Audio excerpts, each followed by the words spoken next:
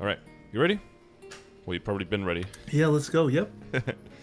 Okay, so, well, we already had some information exchange, and you're pretty much just in the build-up phase of your account, and you didn't really decide on a main yet, right? Well, I know that I want to main either Knight Lord or Buccaneer. Okay. I just don't. I'm having a hard time choosing. Mm-hmm. I've been told that Knight Lord kind of needs funding to be good at like mobbing and stuff, and like the no iframe for a new player might be a little scary for learning boss fights. Yeah. So I don't know. I've watched a ton of videos on how all the classes are post Destiny, and I've settled on either Knight Lord or Buccaneer. I just can't decide. Okay.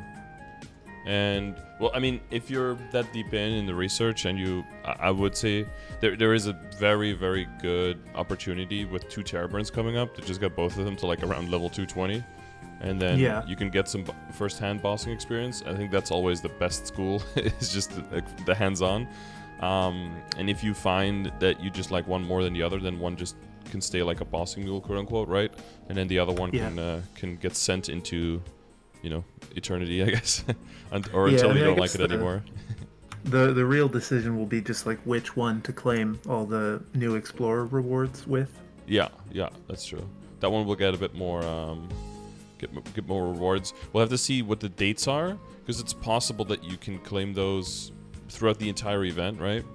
And then once that you could do that after they're both 220, and you get some experience, because typically they cut like the event in half, and then usually it's about like 5 weeks, for one Terraburn to like wrap it up, and then 5 weeks for the other one. So if you have like 3 weeks or something with the second one to kind of like play around with it a little bit and get a better feel for it. Then hopefully that'll be enough to say like, okay, I'm gonna get all of the extra Explorer stuff on this one character. The one thing you'll have to... You also get... Yeah? Don't you get like, when you Terrabird one, as soon as you hit 200 or 220 or something, you get like a coupon to instantly do another one or something, right? There's a Terrabirdinator coupon, yeah.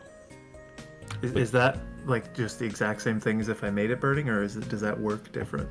No, so like the burning effect basically means whenever you level 3 times instead, up into a certain amount. So like a Mega Burn is up to 140, and a Terra Burn is up to 200.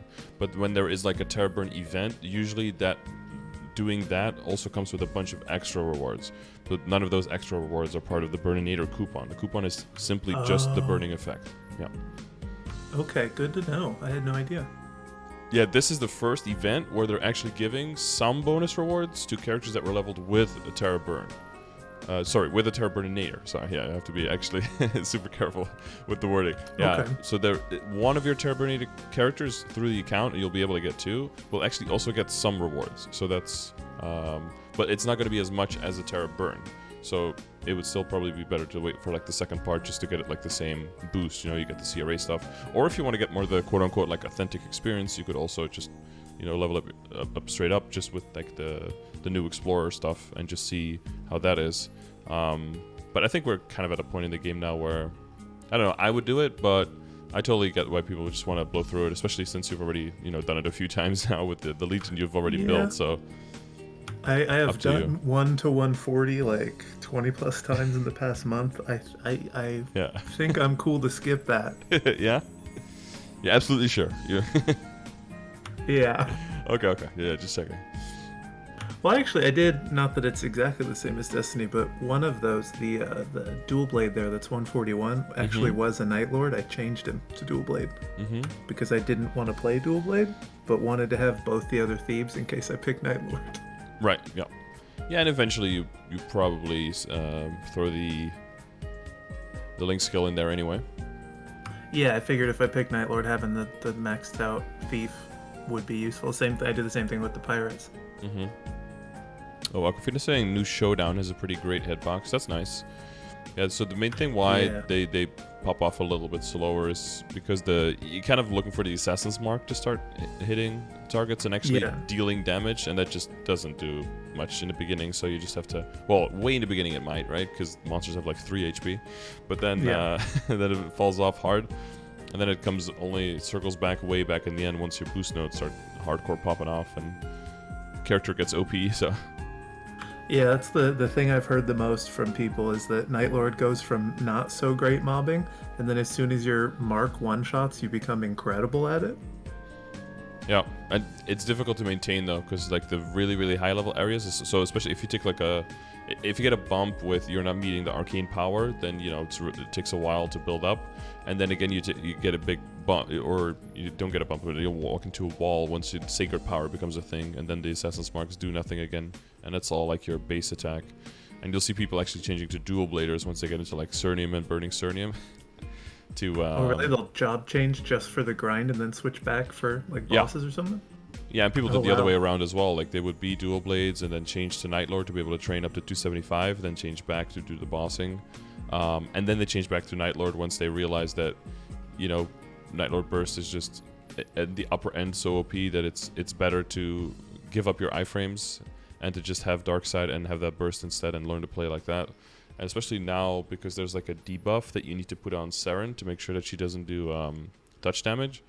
Because if people get like hit with the skills, then or with a touch, then there's like a bar that goes down, and if it goes all the way down, then you just get kicked out of the boss fight.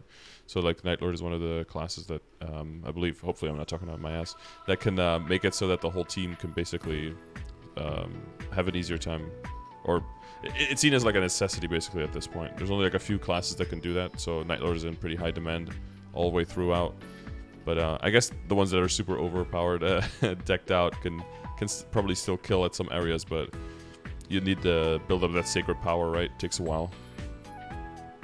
Doesn't it cost like billions of mesos to job change at that high level? Yeah. Dang.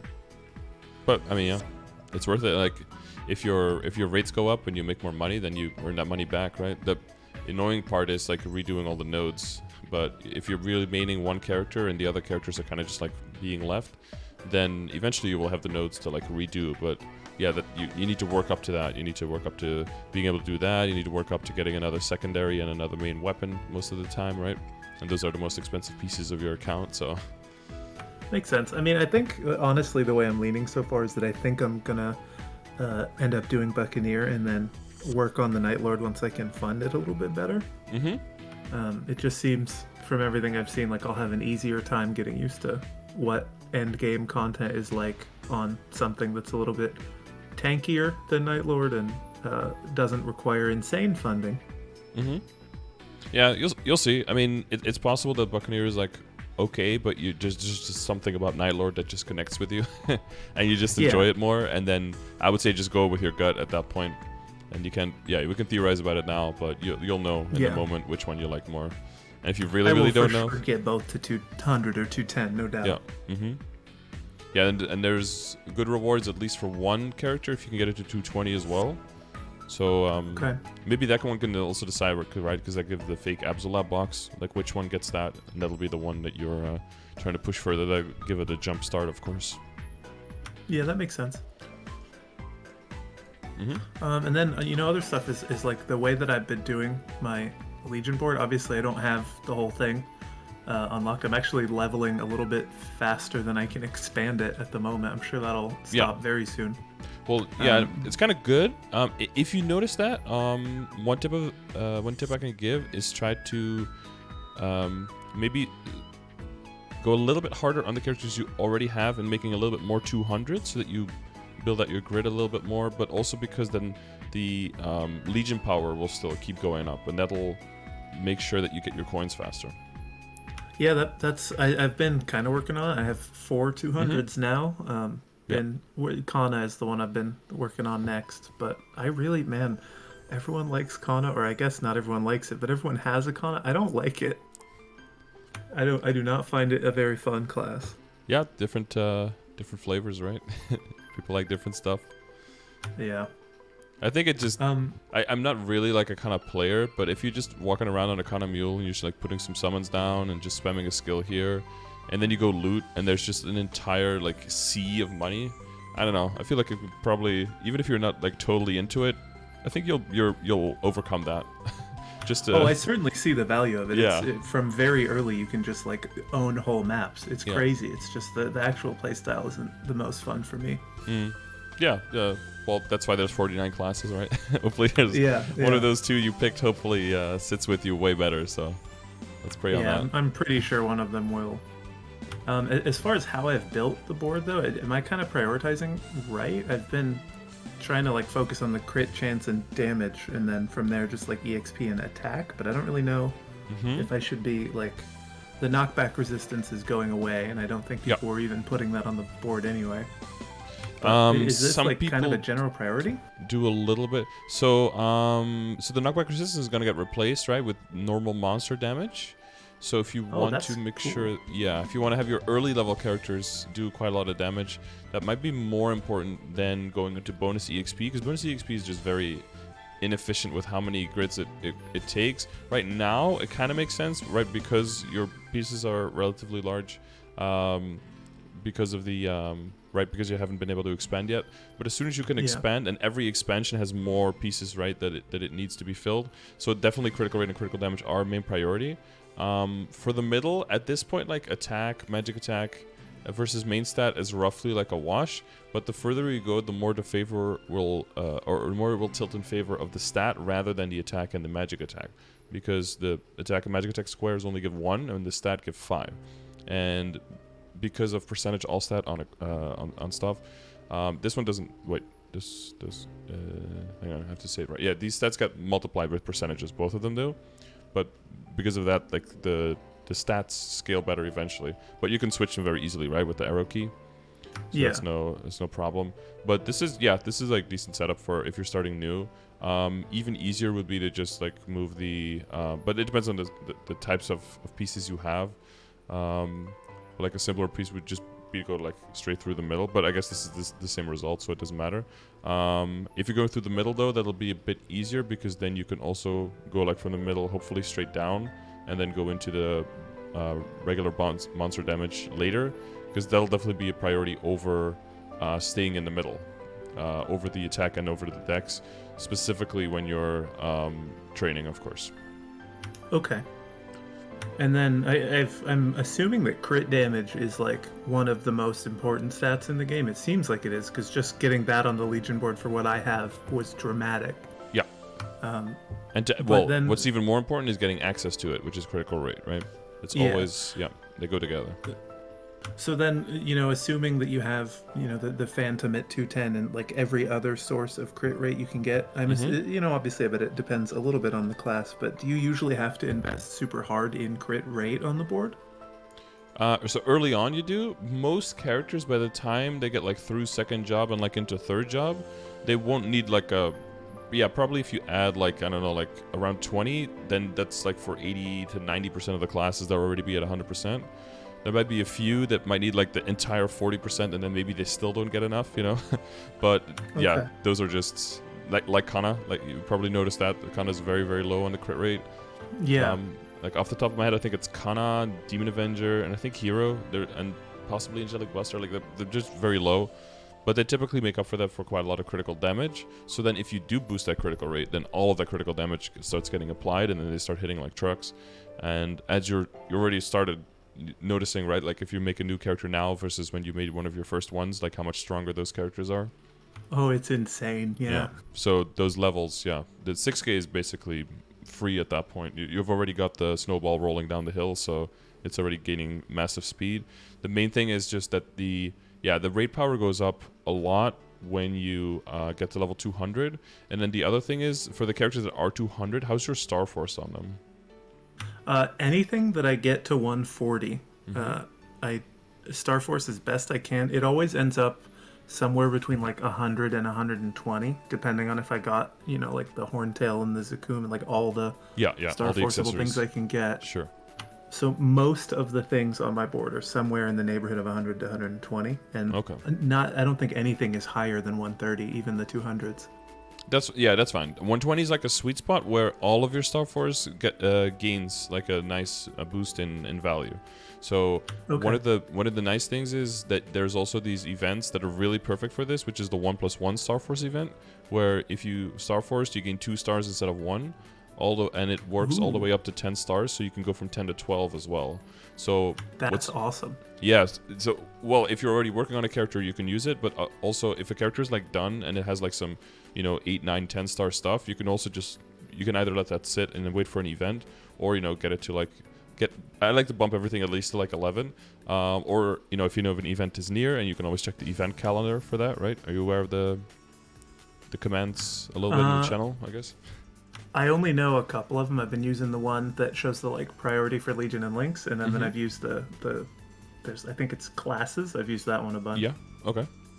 Yeah. So we have events. That one. I try to keep a calendar up to speed, or up to date, I should say, at all times of like which events are going on.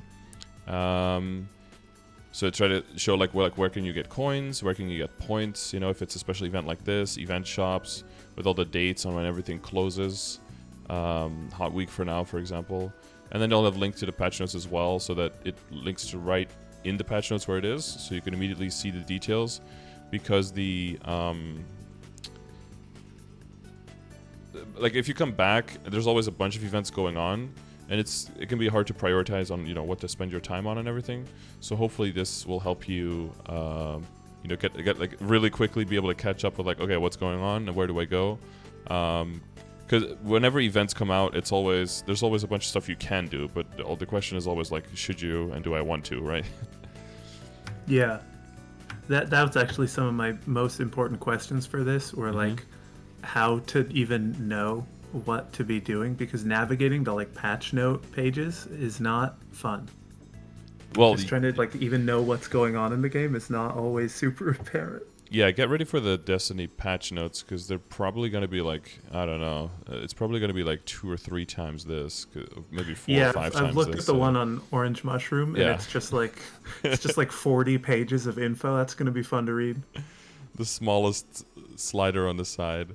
I mean, the file that I have with all of the upcoming skill changes, right, which is just the ones that were confirmed in KMS so far that we don't have yet, I think is like a 340-page oh my God. word pad, just because that one, especially in Orange Mushroom, has all of the animations of the skills as well, right? Like they won't even do that for GMS because this is too fucking much.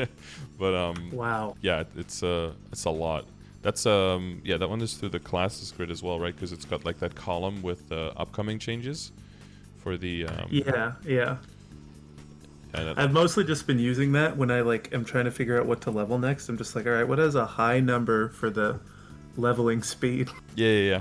Did you find it to be quite indicative of like? Did you find it accurate? Yeah, it's been pretty spot on. There was one, I can't remember what it was, but there was one that was like listed as a 3 on leveling speed. That was like the fastest thing I leveled yet. Okay. But other than that, it's been like perfect. All right. And was that pretty early on, or was it like a little bit later on? Like a halfway through. Okay. I don't know, a couple weeks ago, yeah. All right. Yeah, I've kind of let it sit because of Destiny coming out, and I'm like, well, I'm gonna have to redo it completely. Yeah, that makes sense. Anyway, You're gonna have to remake that whole chart in a week. Yeah. So I'm like, I'll just let it sit for now, and then we'll circle back to it. Let me see. Another question I had is like, based on what I have, are there any link skills or Legion blocks that I don't have now that you think I really should try and get before Destiny? Like, I don't know if Angelic Buster Link is good. It reads like it might be, but it's like low on your priority list, so maybe it's not. It's lower on the list because it is exclusively for bossing. So in the beginning, I like to prioritize the things that hit on the most areas in the game as possible, so that you get the maximum value, right? You can help it with training, you could help with bossing, you could help in any area. And then the more precise and exact you get, or the less efficient you get, the lower on the list it gets as a result. And 8B is one of those that when it comes to bossing, especially if you're a bursting character, which, everyone almost to a certain extent is, eventually everyone gets the Angelic Buster Link skill.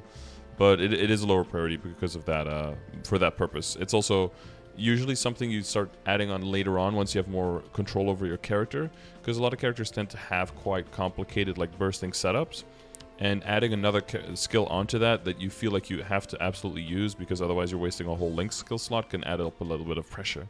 So it's good to get used to setting up your burst properly and just getting more custom with your character first, and then slamming it on later to just make your burst even better, rather than to try to do too many things at the same time early on and then maybe end up fucking up and then being less efficient, right? Yeah, and the Angelic Buster one especially really feels like one where it works best when you know the exact best time to slam it, compared to just like a passive right before boost. Yeah, exactly, because it's very short duration.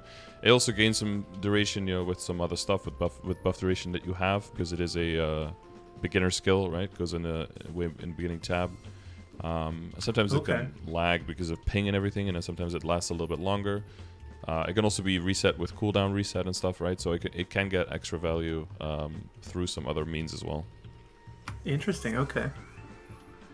I haven't looked into whether or not this is confirmed or even known, but do you know if they're opening Zero or Beast Tamer with Destiny?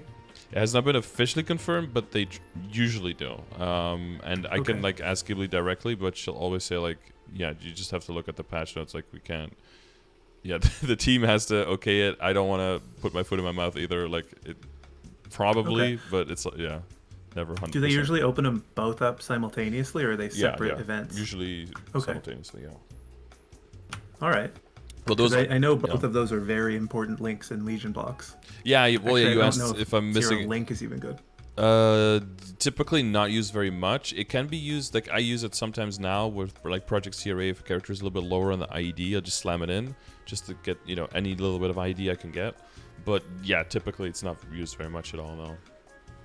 But that Zero Legion block is my number one most wanted thing right now. Yeah, that thing's so good, yeah. So other than the Zero and Beast Tamer I can't make, is there anything you see on here that I really should try to get before Destiny? We've got the crit ones up there. You already have them at 200, so that's really solid. You mentioned the Phantom before. Is that something you would consider using the Burninator on, or? Can you use that on a character that already is made, or does it have to be something that you apply to a new character? The Burninator coupons can only be used on an existing character, and Terra Burn is only when you create a new character. So that's how they're very different as well. Yeah. I mean, I don't know how, bad Phantom gets from where I've got him at 140. Mm-hmm. He was a blast to level 2 140. I had a bunch of fun. It was great. Mm-hmm. Though it does seem like in Destiny he's getting arguably a lot worse. All the stuff that I enjoyed stealing is not going to be stealable anymore, so maybe he won't be fun anymore. That's, if that's specifically the skills that you wanted to, steal, then that might all the buff skills that are going passive were what made him feel so strong to me, and other than Holy Symbol, I think all those are going passive. All of them? Oh, really? All the ones I stole, at least. I was stealing Haste, which I think is going passive. I was stealing the Dark Knight one that I don't remember the name of, that I think is also going passive. Yeah, I think that's going passive, isn't it? Oh shit! Well, I did not register that properly in my brain. Hang on, let me see if I could be wrong, but I think I looked it up, and all my favorite stuff is going passive. So, Dark Knight.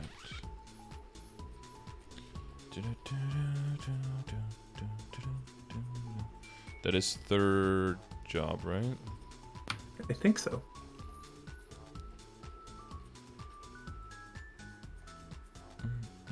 Beholder shock, beholder down.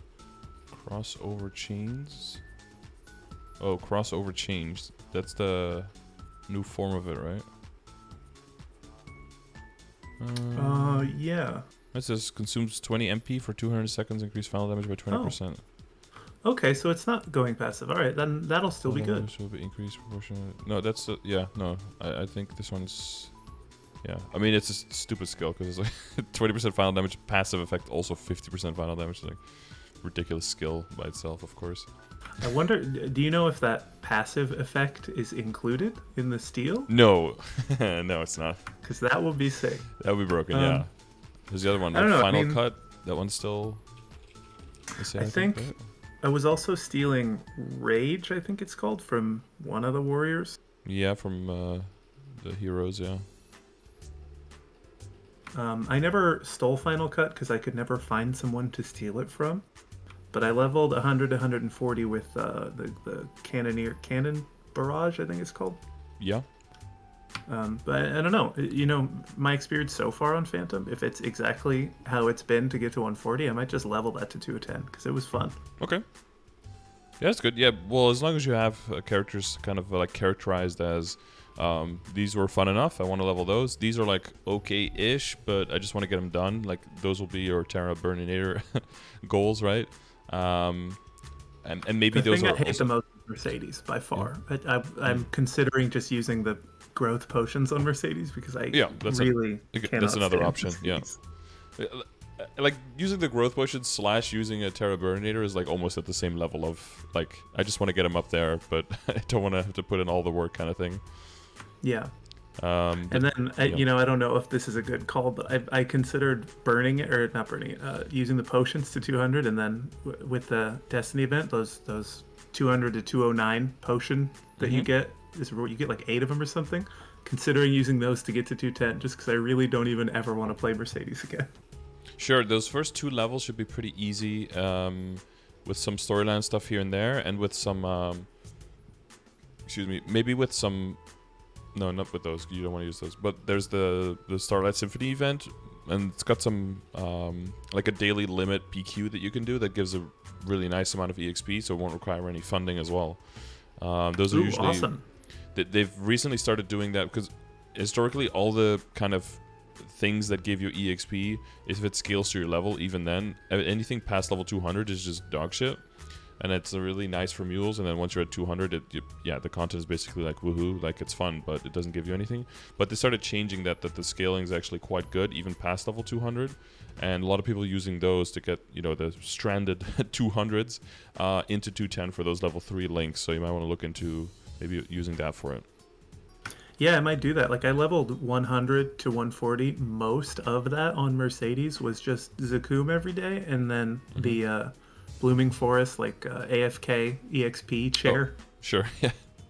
Wow, that's we're getting into desperation territory with that one, yeah. Yeah, I just, man, the only one on this whole list that I just hated. Yep. But you know, other than that, I can't. I'm not sure what else I might need pre-Destiny. I mean, I have to just like double check with the links command because in my head, I'm old man. Okay, I have to write things down and then just double check because I can't pull them all from the brain anymore. I have on my second monitor just the page with what all the link skills do. Yeah, that's I don't your know standard, your background wall, your wallpaper. Pretty much. Even if you like turn off your monitor, it's like burned in, so you can still kind of see it. I could see that happening. So it's a Beast Hammer into 0, of course, and then I don't know if you have like the Bowmaster and the Pathfinder. That's just like to get the crit rate up even more, right? Yeah, I do have all 3 at least 120. I think 2 of them are above 140. Yep. Only one of them is above 140. One of them? Oh yeah, is the Marksman, yeah? Yeah, the Marksman I have at 161. I see. Oh yeah. That Marksman was originally a Pathfinder, and then I saw how good that it would be to have a Marksman and didn't want to play one, so I just switched. Yeah, and just made another Pathfinder. That makes sense, yeah. All the crit ones, start making the Kinesis. Yeah, you got your crit damage ones already at 200, so that's going to be really solid to get the crit damage in there. The first one on that list that I don't have is, I think, I skipped Mihail because I don't know that his will be useful in a week. But other than that, I think Blaster is the first one on the list I just don't have. Yeah, Mihail is definitely going to be moving down in the list. I don't know where it's even going to go, but it's probably just going to be... it might be a higher priority for HP than it is... Yeah, it's going to win on the HP priority, so it's going to be way down here. No, it's all stat, yeah. it's gonna be the very last one, probably. It's gonna bump Kaiser away from last spot. Just because it's so situational, it's such a short duration for the buff as well. If it was just the same uptime as now and just gave extra elemental resistance, you probably want to throw it in here and there. Because there are some characters with pretty low... not elemental resistance, status resistance. Because there are some characters with pretty low status resistance, and it could actually, take like several percentage time off of all of the debuffs that you get from bosses. But since I think it only works like 10 or 20 seconds on a 2-minute cooldown, or 2 or 3-minute cooldown even, so it's not that, And even then, it just seems like you only get 12 slots, even if it cut a few percentage off. Like, it seems like a better use to amplify your damage there. Mm-hmm. It does, definitely, in like every single way. How important is the resistance link skill?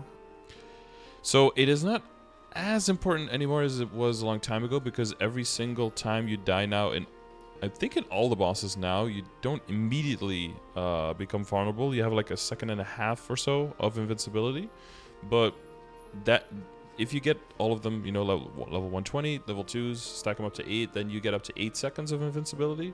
So it does help eventually. Eventually you do throw it in for just the harder boss fights, because you might have a skill or two that just need, like for example, if you're going to play the Buccaneer, you have a really strong skill that turns into an iframe when you're firing, right? The big charge up skill.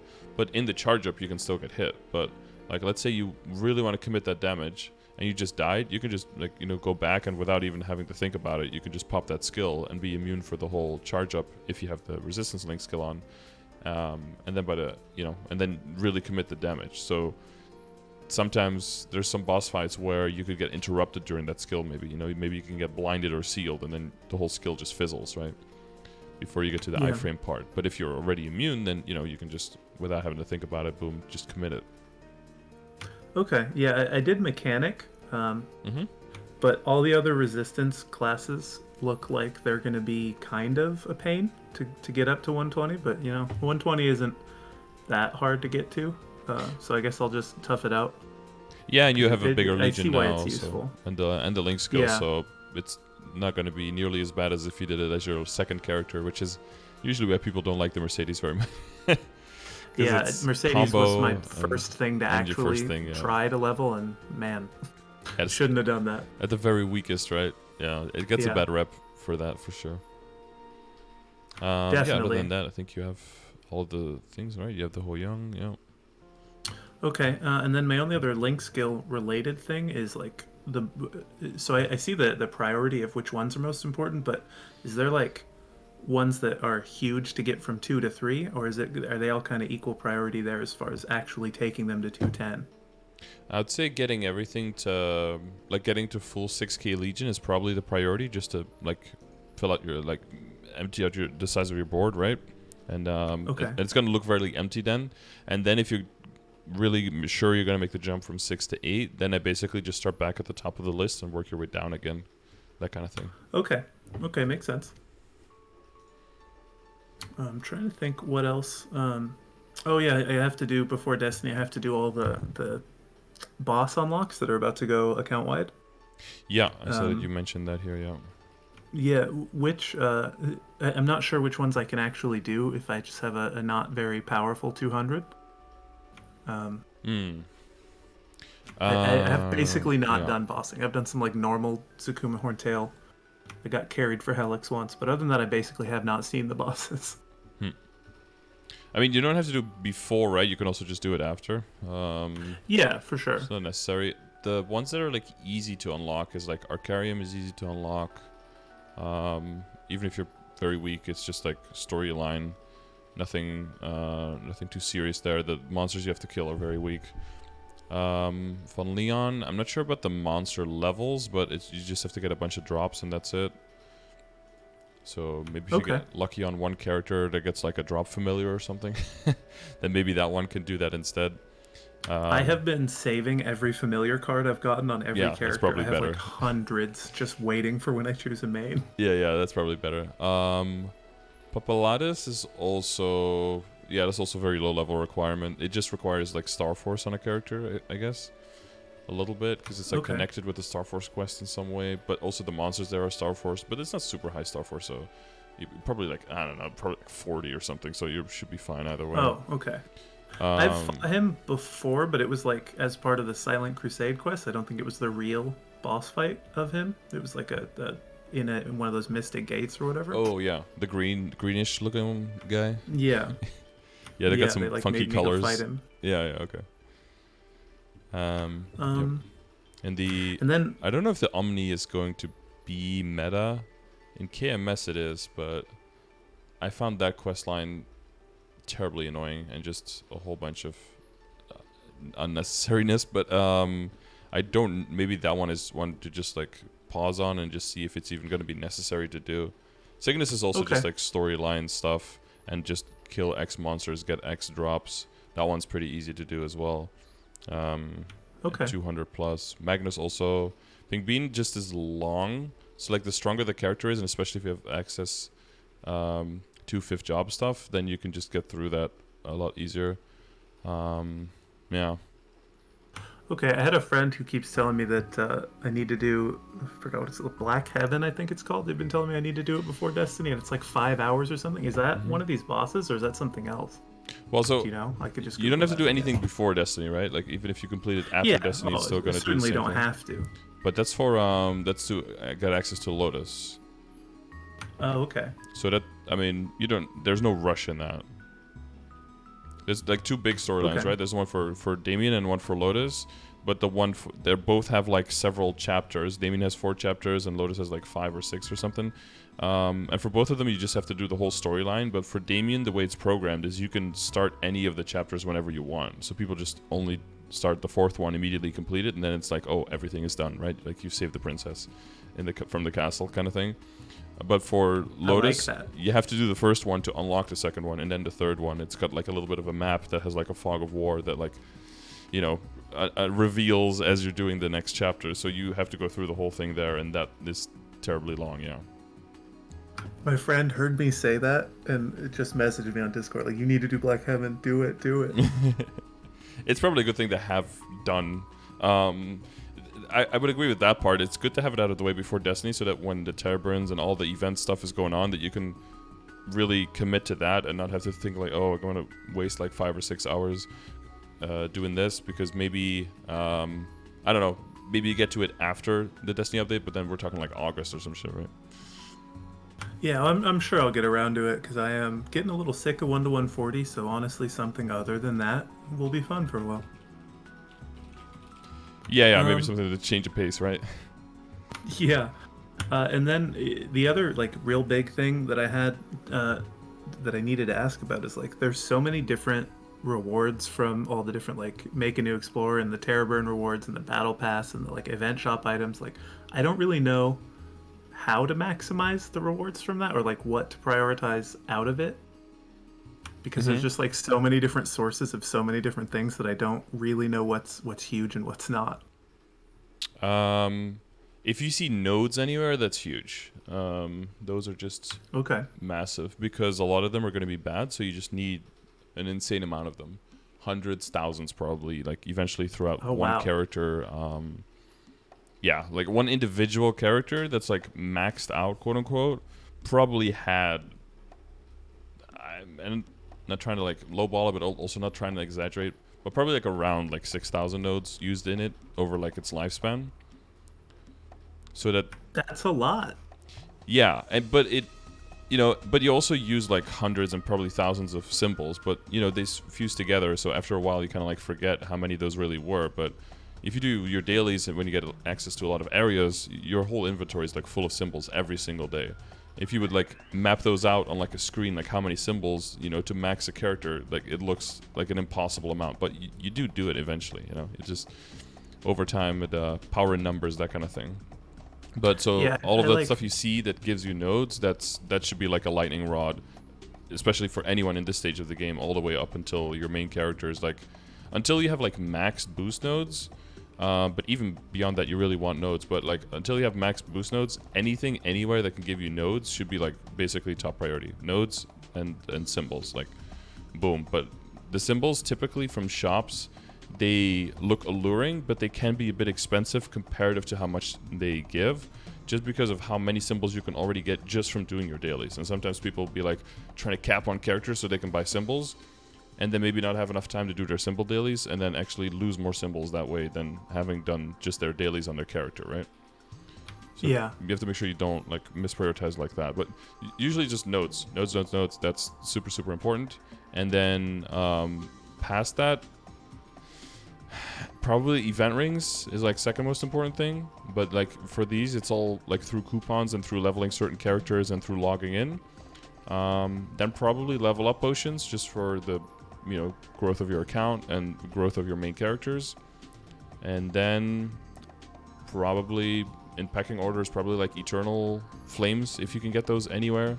But that's really important once your main weapon is like at least Absolab, I would say. Otherwise, powerful and eternals are basically exactly the same thing. Okay.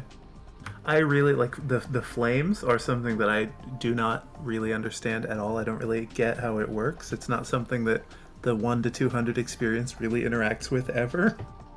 I mean, I've seen them on the weapons, but like I don't. Yeah, really non-reboot has like weaker forms of flames. They've got like level 110 and 120 and 130 flames and stuff, so you kind of like ease into that process. But reboot is like cut all of that stuff out, and we just have the powerful and the eternal, and they're very very rare, right? They're pretty hard to come by, and you don't really want to worry about it too much either, because a lot of early progress is transfer hammering stuff, right, through from one piece to another.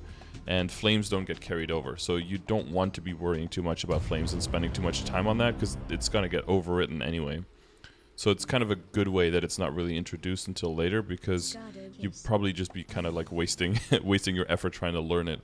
There's other stuff that's more important to learn, like transfer hammer, like how potentials, stamps, occult cubes, where to get all that kind of stuff. Accessorizing in the sense of filling up your inventory, your equipment screen, that kind of stuff, and finding which content you enjoy, which playstyles you like, and then moving into 5th job. Like that stuff is all way more important, because that gets your Legion going, that gets your Legion coins going, that gets you access to 5th job, which is the source of like all the power, that gets your arcane power, that gets your nodes going. And then when all of that stuff is rolling and you're really starting to kill bosses, and you have you start getting good equips that are actually worth flaming, then the flames kind of start coming in. So I think the timing on them is quite good. So you don't have to worry about it too much. We can go into flaming. There's also, I have like a flaming video. I don't know if you've seen that one, where I basically go into it. I haven't seen it, but I'll definitely look that up right after this. Yeah, because the goal of flames is basically everything is like interconnected in the game on like where the damage comes from, right? There's a pretty clear line on like why do you level one link skill before another one, based on like how much effect on your damage it's going to have, right? And you've rightfully pointed out like critical damage is huge, and that doesn't show up in your range window, which already also gives you the indication that range is not really a great metric to look at for anything, right? Right. Yeah. So same way that critical damage gives you a certain amount of damage, you can also imagine, which you either know or don't know, that critical damage is an additive damage source. So someone who already has a lot of critical damage and you add more critical damage, on them it might not have as much effect on a character that doesn't have very much critical damage yet. And that's also that's also the reason why I said that the normal monster damage is going to become very important if you want to level lower level characters in Destiny, because the base damage percent of people is very low now. Specifically with I don't know if you probably didn't play around then, but there was a time where the reboot passive buff would give percentage damage instead of percentage final damage. So that meant that adding percentage damage was getting some diminishing returns at a certain point, because we already had so much from the reboot passive, which was unintended, because some classes, they kind of scale very well off of boss damage, but when you're bossing, normal damage and boss damage get thrown into one pile as a multiplier, but then the diminishing returns actually got pretty crazy at the higher end, because people would go over like 1,000% total damage, and then, what would usually be like a really good thing, like a 40% boss damage line, would actually maybe be less good for them than like 9% attack or something, and things got like a little bit out of whack. So they changed the reboot passive from percentage damage to giving final damage, because that's what they wanted, right? They wanted everyone to just have a certain percentage boost based on their level, based on where they can be, based on the content, compared to not having all the stuff that non-reboot doesn't have. And that kind of reset and rebalanced the scales between damage and all the other sources. But as you can probably tell, based on how far you get into the game and how you upgrade and what you upgrade, the sources of damage that you get are constantly changing, right? Like you get a little bit more boss damage here, you get way more stat here, you work on Star Force, you get way more weapon attack all of a sudden, and the balance of where your damage comes from changes. And so what the flame video goes into is like what is roughly the balance in the different stages of the game, so that you can do a flame not for what is really good for you right now, but a flame for what will be good for you once your gear kind of like catches up, right? Because if you're cubing and you roll, if you accidentally go up to legendary and you roll 23% stat or something, you're not going to say like, oh, I'm going to throw this item away, I'm going to get an epic piece instead, because that's more balanced towards where I should be spending my money, right? That's more, so you're going to keep it. But for a flame, it's hard to tell what is more, because it might not show up as more just yet, because your balance hasn't caught up yet. Does that make sense? Sort of. So I think I'm following. Yeah, so like very early on, your potentials are going to be bad, right? Like, because you don't have the billions to spend. But a flame could get percentage all stat. So a flame with just percentage all stat and nothing else in the beginning of the game can be extremely good, because your total percentage stat, and when we're talking about the additive versus multiplicative again, right? All of your percentage stat gets thrown into one giant pile. But if between all of your character, you only have like 30% stat, and you get a flame with like 6% on it, comparatively that's huge. So that will give you an insane amount of damage. But if you throw it into a flame calculator, it might say it's not actually that good, because it's calculating for once everything is epic, once a bunch of stuff is unique, and you go further into the game, right? So sometimes you just want to hold on to something, but sometimes calculating in the moment what is the best flame might actually end up hurting you, because you spend a lot of money. And this is specifically very important once you go further into the game, right? You always want to be like future planning on where you eventually want to go, not where you are right now. So the flame will, it'll explain the whole thing, like what, like, you know, which things give you damage, how do you kind of calculate where the damage comes from within those pieces, and how can you future-proof the flames to make sure that you're not accidentally spending too much right now and then have to spend again later to optimize within the new situation. But how can you basically recognize what is going to be good for you and what needs some help still, basically, on any item at any stage of the game. Yeah. Okay.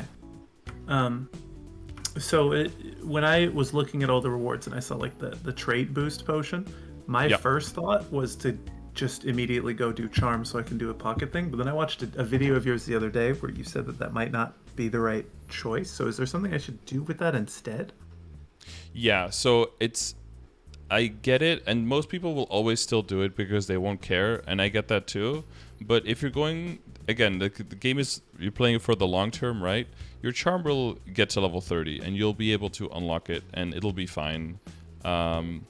You are not going to get this like insane boost of damage where you suddenly like nuke everything just because you were able to equip a cup or equip a Stone of Eternal Life from Hilla. That's just not a thing. But you're foregoing short-term gains. You're foregoing long-term gains for like completely negligible short-term gains if you do that. Because charm, the early, so the traits, they scale up and they don't. It's not really exponentially. It's like additively. So they don't. It's not like the last level 99 needs like 10,000 times the amount of level 1 or something. So it doesn't scale up tremendously. But those first levels are still very, very, very easy. You can just like do Zakum runs, do Horntail runs, just wear the equips, and then with Alchemy you can fuse them, wear them again, and you'll be level 30 like in no time. For Charm, it's no worries. Empty slot is horrible. Yep, yeah, exactly. So a lot of people, and I think this is like left over from other MMOs. When I see an empty slot in the equip window, they think like this is like I'm losing 20% final damage here because like everything needs to be filled, and that is true to some extent, but in MapleStory, not all item slots are created equal. Like, if you use one occult cube on your weapon and it's decent, that could could give you more damage than like 6 accessories could combined by just filling the slot with something, right? Just because there's something there doesn't mean that it's worth a lot. So it's, that's definitely what my brain was doing. Just other MMO experience, seeing empty slot, and I have a thing to put in it. My brain was going like, "Well, you must get that." Yeah, and I get it. And if you're like programmed by, I think people said that in WoW, it's very much so. Extremely, yeah. Yeah, so that's just not the case in Maple, like and that's why I'm very cautious with like what is best in slot, because just because an item eventually is considered best of the best in slot set, that doesn't mean that just by virtue of having the piece that you're like done and you don't have to worry about anything anymore. A piece is only best in slot if it is upgraded to a certain point, which you might not be able to do based on how much you play, and if it's combined with a bunch of other pieces that you might not have or that you might not be able to upgrade to that point that they need to be. So best in slot is a equipment set, is a whole account set, is not a single piece ever. And that's also another important thing to, yeah. And if you play more MMOs, that probably resonates more. that makes more sense usually. But yeah, sometimes people are like, oh, this is best in slot, so I need to go. And kind of the same thing with a flame. It's like, just because it becomes best in slot or it becomes the best flame, it's also good to know that right now that might not be the best. And maybe you temporarily, maybe you need something else. And it's very easy to, with an example, it's like, oh, the level 250 top and bottom that are going to come out with the new boss and everything, that's going to be best in slot. Yeah, but obviously you still need the current top and bottom to be able to get strong enough to be able to even kill the bosses to get them, right? So you're still going to need stepping stones. And for some, that's more intuitive, and for some, less so. But if you build a really big legion, you can start making jumps instead of steps, and you can start skipping upgrade steps, and that will save you a lot of money in the long term, of course. Okay, so how do we get to this point? The pocket slot is not critical. Pocket slot. Yeah. No. A short answer, no. It's not critical. The first pocket slot that's actually really nice, that's the one that you can get from Ping Bean. And the cup everyone links all the time. Yeah, exactly, the cup check. And it's basically because everything before the cup is garbage, and the only thing past the cup is extremely rare. So the cup is live, basically. Okay. Let's see, what else do I have here? Oh yeah, just for cubing, it's not something I've really done. I mean, I've used occult cubes, but I have not really bought black or red cubes. So I'm trying to like understand the way to cube efficiently, and it's like one of them you buy until you get the right like rank potential, and then you use another one to roll for the one you actually want, right? I'm not exactly sure how to cube properly. So every cube can roll in the same tier that it can also max get up to, right? So you start with rare, and then occult has a chance to tier up to epic, and then can roll up to epic, and then that's like the recurring theme. Like, and then master craftsman can roll on everything but only up to unique, and can tier up to unique, and then can roll and up to unique. And then so you have like the occult cubes, then the master craftsman cubes, then you have the red cubes, the meister cubes, and the black cubes. And they just all go like one tier higher. So occult up to epic, master craftsman up to unique, and then the other three basically all up to legendary. You can always roll in the lower, but typically if you're very many tiers lower than where you can roll, the efficiency starts to dwindle there, because it's better to use better to use the lower tier cubes, because they're generally more accessible and way cheaper. Okay. With the exception there being occult cube. Like, occult cubes are really good, but okay, if you're looking at an occult cube, that's basically something that can help you roll 3% stat on a rare item, or can help you roll 6% stat or 6% weapon or magic attack for weapon, secondary, and emblem on an epic item. And that's what they're there for, and that's basically only what they're there for. I wouldn't try to waste time trying to tier up with occult cubes, because it's even though it's not very expensive technically, it's a lot of rolls. It's like over 100 rolls, so it just takes forever. Yeah, I think I've only seen it twice. Yeah, yeah, and it'll happen. And if it happens, that's cool. And then you keep rolling until you hit that 6 at least, right? And then you move on to the next piece, basically. But you see it more as like a happy little accident rather than the goal, because it'll just eat up your time. And time is already a limited resource, and you have. In the beginning, there's so much stuff that you can be doing that time is more valuable. And then when you have less stuff that you can do, your time becomes more valuable because you'll have an invested character and maybe have more mesoptane and stuff. And then it's better to just go train for a bit, make more money, just slam some bigger cubes on and just get it done with, basically. That's like my favorite thing about this game, is that no matter what I'm doing, it has like long-term account value. Yeah. It's great. Pretty much everything. There's not really anything that you're ever doing where it's like, oh, this is just... Because even if it's just an event item on one, if it's like a cosmetic item, maybe, right? But then you look good, and then you're ready for endgame. So it's all. Fashion is the endgame. So. Exactly. Yeah, the true endgame. Only true endgame for MapleStory is fashion story. What were we talking about? I feel like just cubing before. yeah, this. cubing. So the Master Craftsmen, I think, are like the sweet spot where they're both okay for getting up to like all the way up to unique, and they're both also really nice for the re-rolling there. They're good bang for your buck. So basically, like, don't like if you're getting to a certain tier, then always like value that tier. So if you're tiering up to epic, don't be like, oh, I'm just gonna roll 3%. No, then always roll a 6. If you're gonna roll up to unique, then always keep rolling for a 9. You know, and if you're to the like get to the step before that, if you're not willing to roll for the 9, if you're not willing to roll for and typically once you get to unique, you're not really rolling for 9. You're pretty quickly going to be rolling for 12 or 15, right? You're going to roll for more than one useful line because you spent disproportionately more money to get to that tier, so you want to make sure that you get your money's worth, right? And if you're going to roll for legendary, you're going to get at least like 2 lines, at least like 21 or 23, depending on the level of the item. So if you're not willing to commit the extra cubes to keep rolling and to get to that value, then don't spend the money to tier up. And if you accidentally tier up, then only keep rolling if you have the money, of course, but then that is something that's going to be a priority because it has a lot of bigger potential for gains. Pardon the pun, but so how does it come throughout the entire how does that fit into the entire puzzle is basically the potentials are pretty alluring in the beginning because Star Force seems very scary, and it kind of is. But it's also, Star Force is kind of shit all the way up to 10 or 11 is like no-brainer, right? But then up to 15 is really bad. Like it's disproportionately very expensive and it can boom and it's very messy up to 15 and it gives you barely anything. It really starts getting interesting past 15. So usually what happens is you get stuff to like 10 or 11, then you start working way more on the potentials, you start working on your weapon, secondary, and emblem, make sure that those are set in order, and you can definitely get those up to unique, get some other stuff to epic, and then probably you get your WSE to legendary, just to like good solid lines, usually 2 useful lines, at least 2 useful lines, right? At legendary, you never want to sit on like a 1-line legendary, that's just a waste of potential right there. And then you work on the accessories so that you can get mesobtain and drop rate, so you can make way more money while you're training and while you're using those totems.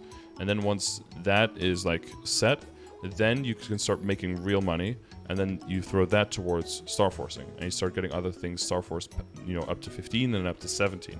And then once that comes in, then the potential of everyone, of all the other pieces also follows, basically. Because you need time to get those backups, and you need time to make those Star Force gains, and you need the money.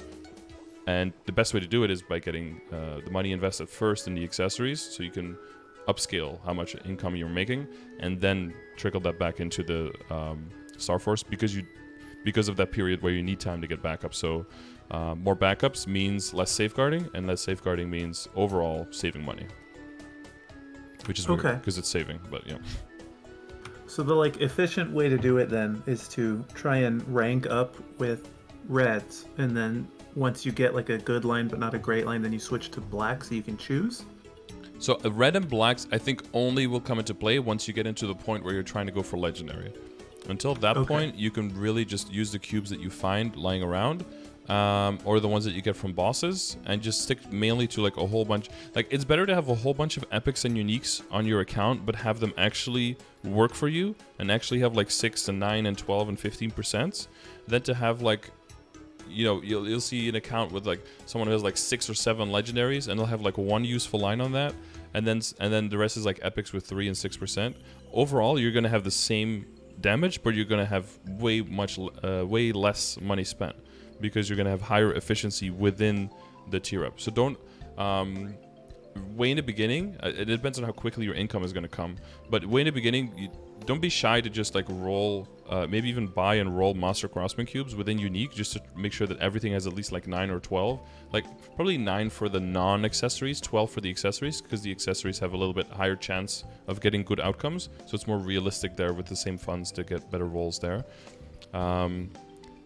Rather than jumping to legendary too quickly. Because once you jump to legendary, now you have to buy those red cubes and those black, well, not the black cubes, you want to mainly roll with red cubes there. And now we're talking like 12 mil per roll, plus typically higher level items, more reveal cost per roll, That's a really big commitment. And on the flip side, you might not need that much damage yet. Maybe your unique potential is just enough. As long as your Star Force is okay, everything's epic or unique and has those stats, unique is enough. Like, it doesn't have to be legendary yet. Okay, and then that thing that that person just said in chat, the double miracle time is the like time to wait for cubing, right? Yeah, so that's why I'm also okay with just staying on unique a little bit longer and giving you time to make, to save up more money. Because double miracle time, or what did they rename it to? MMT? Magical miracle time or something? Yeah, that's when Just the call it red cube and day. yeah, something like that. That's when the red and the black cubes have double the chance of tearing up. So that's when it's a good time to get everything to legendary. Again, you want to be careful not to get just everything to legendary and then have no money left to reroll, because then you actually get weaker on a day like that. And you might actually not be able to kill things anymore, so you want to be careful with that, of course. But those are really the days that you can take an existing character that's like okay and really give it a huge bump up to the next level. It's usually, so when you talk about, when I talk about like the whole schedule of like where kind of things land, a DMT is ideal when you are in the stage where you are like just past the star forcing and you got most of your stuff to 17. And you have already done the accessories, you already have done the weapon secondary and emblem, and now you're ready to take all the other items, like all of your Abzo stuff, all of the CRA, like all of the other pieces that aren't legendary yet, all of those are ready for the jump from like epic or unique, wherever they are, all up to legendary. Then a DMD is perfect. Because before that, you have your weapon secondary and emblem. That's just 3 pieces. Like, you can save some money, but that early in the game, you typically don't have money to get like, let's get 15, right? If it's your 3rd, 4th, 5th character and you've got like 40 bills saved up, then a DMT is always useful, because you always have one character that's like, okay, let's throw some money at you, right? But if it's one of your first characters or your very first character that you're really taking seriously, DMTs, usually you only have like 2 or 3 items that you can really use it on, and then you're out of money. And with the accessories, you typically don't want to wait for DMT and then sit on a whole lot of money, because the faster you make your money, the faster you upgrade your item and get your meso obtaining your drop rate, the faster you can make your money back. So you don't want to sit on it for too long. So I would say DMT biggest value is when all of your armors basically are either on the cusp of getting Star Force up to 17 or like around that point, and you want to bump them all up from probably being epic or unique all the way up to legendary, basically. Okay, makes sense. Not sure if I had any other specific questions. I can read through like the things you wrote down and make sure that we like addressed all of it. Yeah. Oh yeah, there's one. There's that DPM chart that has been going around for Destiny. I don't know if you've seen that. I've heard from a lot of people that I should ignore it and that it's like theoretical damage and don't take it seriously. But then I've seen other people who say like it kind of does matter, and if you play something low on the list, you'll for sure notice that you're playing something low on the list. Like, should I care about that DPM chart at all? Yeah, so I think both of those have a decent point, and you can probably imagine like it totally depends on how the chart is made, right? So if there was someone who had like a perfect reproduction of a boss fight, and they actually went in with a character and they programmed an AI to like perfectly play the class and to see how they could, how much damage they could do with every character perfectly played, or like 90th percentile perfectly played, whatever. Then that could be a really, really valuable DPM, DPS chart, whatever, because it would be a very accurate representation of a certain boss fight. But as you might already imagine, we have like 60,000 different bosses in this game. Which ones do you group? How high do you go? What is the efficiency? What is the level of funding do you do? Is a certain level of funding realistic for one class, maybe not for another one? The further you go, the closer and narrower it is, but the least representative it is for the most players who are not going to be able to get to that point. So you're immediately starting with a whole bunch of questions of like, how representative is this? And the second thing is the way that it's made, at least as I'm aware, is that you're just hitting like a dummy that's standing still in a map, and you're trying to do as much damage as you can over a certain amount of time with a certain level of funding that people have deemed like this is a realistic funding for everyone, based on KMS parameters. So first of all, KMS has different attack speed and has different extra sources, well, or is missing a whole bunch of sources of damage that we do have. Those sources can disproportionately affect some classes that we play. So that's a possible factor. And then we have 2 more ranks of attack speed, which will disproportionately affect some classes, specifically the non-hurricane classes, like most of the archers. Most of the archers get passed disproportionately by other classes in that. So that is my critique on why the specific order of the classes is already something that I never take seriously, and that's why I never look at them myself, because that specific order is very easily or can be proven to be very questionable, right? The second part, however, is correct, probably, is that if everyone does that same test within that same dummy, probably someone who's very, very low on the list is probably going to perform not super well on average compared to all the other classes, depending on the percentages, right? Like, let's say that they test everyone, and everyone is behind, like, they pick the lowest character as 100%, and the highest person is only like 110%, and there's 50 classes, then there's probably not much difference between everyone. Even if that, sample is probably contaminated, right? And it's not perfect, you could probably reasonably deduct that there's probably not a huge difference. But if the bottom one is 100%, the top one is 400%, you can probably also deduce that bottom character, on average, is probably going to struggle more than the top character. It would have to be pretty extreme boss fight for it to somehow be able to still be stronger than that one, right? So there's some truth to both of them. A good example, for example, is that Kinesis is a character that can do a lot of damage to a static, non-moving, non-attacking me, so I don't have to do anything boss. Because they put a bunch of AoEs down, they have giant things that they have to control for moving bosses, and if it's static, they can actually score very high. But in actual boss fights, they get hit very hard because, boss moving around and walking out of AoEs and stuff, and they actually lose a lot of damage because of that. So that's a really good example of like a character that can be very high boosted in like a DPM chart that is made that way, but then in reality come out really... So in general, I always tell people, like, I wouldn't look at them, like, they're not representative, but probably if you're picking like one of the bottom 2 classes, if the percentage difference, I would say with the caveat, if the percentage difference is very high with the people on the list, then there's probably something to that. But again, there's the KMS GMS difference, so I'll always be very careful about that. Yeah. Something I don't know, this might be like the noobest question, but like, I don't know, what does that mean, like a hurricane class? Like, what does that mean? So there are certain skills where you just hold down the key, and then there's a certain amount of attacks per minute that comes out, and that cannot be slowed down or sped up in any way. And it's named after the first skill that does that, which was called Hurricane, which is the Bowmaster, like, main fourth job attacking skill.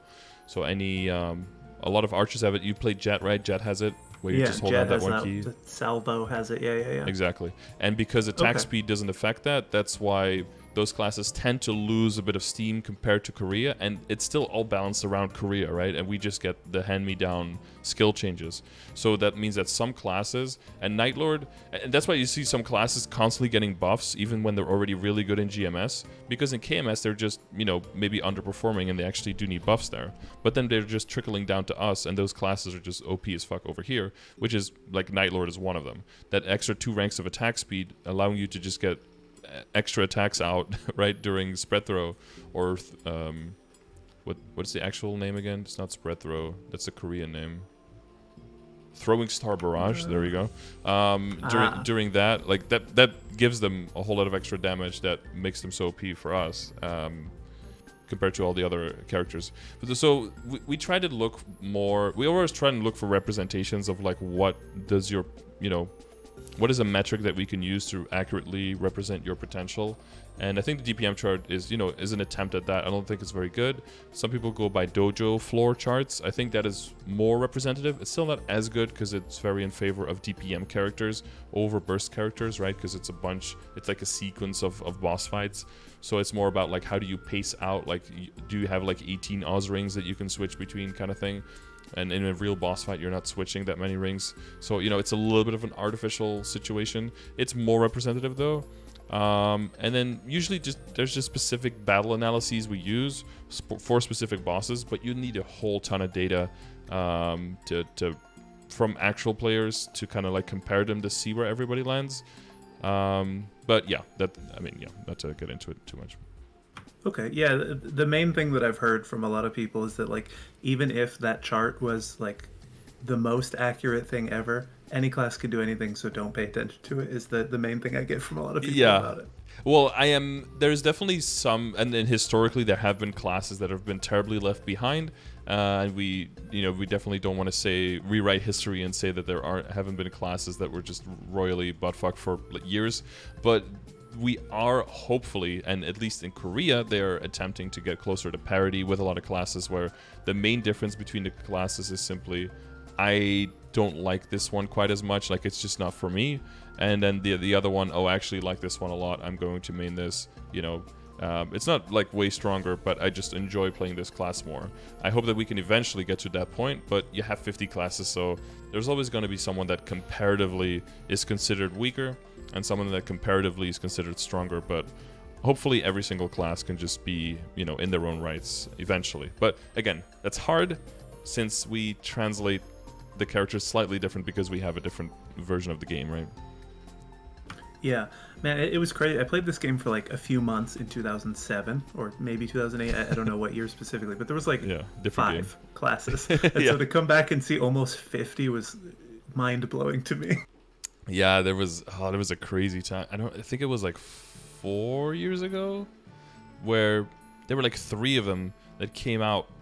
I think it was Ilium and Cadena and Ark. Was it those 3 guys that I think they all 3 came out in like a span of like 9 or 10 months or something. It was crazy.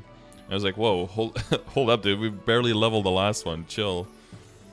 That's crazy. It's cool though. I mean, I would think it's cool to just have them at least have like 1 new class a year, but I think on average they're about at like 2 classes a year, at least since in the last 10 maybe? The last 10 years I think they do like 2 a year. Yeah, it's but then, some regions will have another class, and we get all of them, right? Like Korea doesn't have Beast Tamers, they don't have Jet, they don't have Hayato, and they don't have Kanas. So they have 4 fewer. They quote unquote only have 45. That's why you see that they're scaling towards the 45 Legion, right? Because that's 1 of every for them. But then we have 49, but then what do? We had to fight for extra character slots so we can actually make 1 of each, because the character slots were copied over from Korea where they don't have those characters. So, so we have to fight for our own positioning sometimes on that. Do the non-KMS classes suffer from like not getting updates for months and months and months because of that? They get updates around the same pace because there are other regions as well with the classes, right? But what they will suffer from is when there are certain bugs, for example, they might not get addressed properly until they might just be lower priority for Korea to fix because there are just fewer people playing the class because it's only, overseas, quote unquote. So they might struggle with bugs and stuff for longer. Sometimes those bugs help them, but some of the times, in case of Hayato, for example, those bugs can just like close your game at any time. With basically every single big update, Hayato is like, please don't have like half my kit close my game. Like that's wow. that's a recurring thing. And Jet is one of those examples of those characters that has been like shit on for I think the last year and a half. They've been in a good spot, but before that they were always like the joke class. They just couldn't do anything. It was ridiculous. They came out and they had like an AoE that was spammable, 0 cooldown basically, and just hold down. It would just like constantly rain down. It was almost like a hurricane AoE basically, and people just just held down the button, spammed MP potions, and got to 200, and then never looked back because they wanted their critical damage, right? And if you want to do anything past that point, it was just like it wouldn't make any sense. And they sat in that situation, I think, for like 3-4 years until they finally got taken seriously and got 2 or 3 revamps. When then finally, finally now they're playable. So they've had to play the long game for quite a bit. Yeah. Yeah, when I first made this jet, I was saying in my like friends chat, this is really fun, and someone was like, "You don't know the hell I went through." Yeah, Man. If you make a jet now, yeah, and someone's actually been playing it, it's like, yeah. Well, I mean, that's for Maple in general as well. People who start playing now might think the game is quite nice and hopefully quite stable and good connection and everything. But we've had time with like pet loot lag, for example, where every single item you looted and every single monster you killed would check with the entire, 17-year-old game database if there was any quest somewhere that it would have to connect to, and it would just be just enough lag. And then if you just looted enough things or killed enough monsters at the same time, your whole game would just like freeze up. And it would be borderline unplayable. That was a thing for like 6 months or so. Like, it felt really cool to be new to the game and then see your video come out about why now is the best time to get back into it. I was like, yes, awesome. Good timing, yeah. Ilium Cadena pretty much came out in 1 month difference. Oh, it was in a span of 8 months for those 3 classes. Yeah, that was a bit much for me. That is one that person in chat just said that's something that happens to me every time I even look at the 5th job page in my skill window. The whole game freezes for like 4 seconds. I've seen someone else try to open it up, and someone was screen sharing. Yeah, the one thing I know for sure lags still is like opening up the smithing tab, but that's probably not going away anytime soon. But I've heard about the fee metrics thing. Yeah, I mean, best thing I could say is just make a ticket about it. Have them look into it. The more people make a ticket, the more they can push it through to the team, and the higher the chance that they actually look into it. That makes sense. I don't even know how to open a ticket, but I'll totally do that. You go to MapleStory.nexon.net. Top right, you log in. Then you go to support, and then under support there is the there's either like check activities of outstanding tickets or make a new ticket, and then there you can. Okay, awesome. Yep. Because it's possible that there's just something that all of those accounts have in common that they can see on the back end, and then they can hopefully, well, I would say then they can make a fix, but then they can tell Korea what the problem is, and then Korea can make a fix so that they can copy paste it into the code. So hopefully in 3-4 years we might actually resolve this. Yeah, maybe. Yeah, there's a bunch of things that hopefully I think a lot of GMS is just let's just wait for the next update and see if that fixes it. And then if it doesn't, we'll let them know again. But, a lot of times it's like, let's just hope that whatever weird thing is going on just automatically, magically gets fixed with whatever changes we put into the game soon. Okay, so there was actually 2 more things, and then I'm officially out of questions. That 17-star Star Force scroll from the Blooming Forest. Yes. My intent is to not claim it until like the last day of the event, so I can use it on the thing that I'm gonna main. Yep. But what do I use it on? So what's a good target for that? Because I'm only gonna have like 9 days to use it. Yes. So there's 2 factors, right? In general, what is it good on? It is good on something that would cost the most to Star Force to that point, right? Which is probably the highest level item, because Star Force is more expensive the higher the level, and something that you probably want to safeguard. So that means that it's very hard, at least in short term or in long term, to get backups for. So that's where it would get the most value. So then we look at what is the level 160 pieces that you could get within like a realistic time frame. Probably not the Sweetwater stuff. Probably not an Abso weapon. You could get an Abso weapon, but probably the fake one. So that's not that's already coming 17 stars. So that's not something to use on. Probably not anything that is. It could be like a Sweetwater weapon on like a second character, but you're gonna have temporary Fafnir, so that's going to be better because of the set bonus, so you're not going to worry about that. You could Star Force the temporary, because I don't think the Star Force is stuck on a temporary Fafnir, so you could Star Force that, but that seems like a little bit of waste because you can't transfer hammer away from that, right, because it's temporary gear. So I'm almost thinking that the best value would be like if you find like an epic penciler overall, so that you can at least transfer hammer that into a Fafnir top or bottom, so that it can at least come out 16 immediately, like for CRA, and then you at least have a 16 star, because that's like level 150, and you would want to safeguard that early. There's nothing else. I mean, I'll think about it a little bit. Maybe Chad can think about it as well, but what would be something that you can get within 10 days of a new account, basically on a new main that you're Terra burning, that can get Star Forced? Superior Golics. You'd have to be very lucky in like Helix carries to maybe get a Superior Golics pendant or earring, belt or earring to drop. Pink Beam Belt. Yeah, Pink Beam Belt, and then the transfer hammer that eventually into the Superior. Someone said Dom Pendant. Isn't that like extremely rare? I have someone who's been trying to get it for months that Yeah, still and hasn't gotten it. I'm not a big fan of 17 starring a Dom Pendant because you do want to get to transposing at some point, and you want to transpose at 16, so then you've like overshot that, and then you basically have locked yourself into needing another one. So I'm usually not a fan of the Dom Pendant. Reinforced Gollux? Yeah, but then you're doing it in Reinforced Gollux to just transfer hammer into... yeah, if you get like a Reinforced E-Ring, you could throw it on that, and then you can temporarily use a Reinforced E-Ring, use it as drop a Meso Gear for a while maybe, and then eventually, once you switch into Superior, transfer hammer it over, remake a new one, something like that. Or just use it as a damage E-Ring. But either way, I think you're going to be using it on something that... on fodder. I think everyone agrees. Sweetwater Tattoo? Yeah, but can you get Sweetwater Tattoo within like 9 days on a new character? I don't know if you can get enough Dineros. Because you're still in that full build-up phase. The Dinero income in the beginning is kind of dookie, no?